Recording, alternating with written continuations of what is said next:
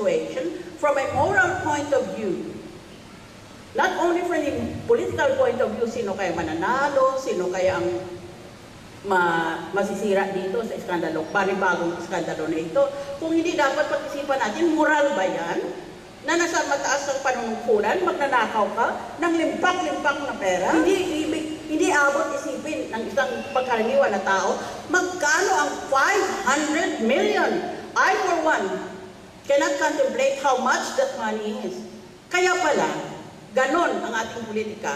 Kaya pala, ganon ang hirap ninyo na puntain ang mababa na tuition. Itong eskwelahan, dahil ang pera natin, na makarami sana, dahil napakayaman natin sa likas na kayamanan, niyan nakaw na walang budhi. Itong mga gagong ito. Kaya kalabanin ko sila.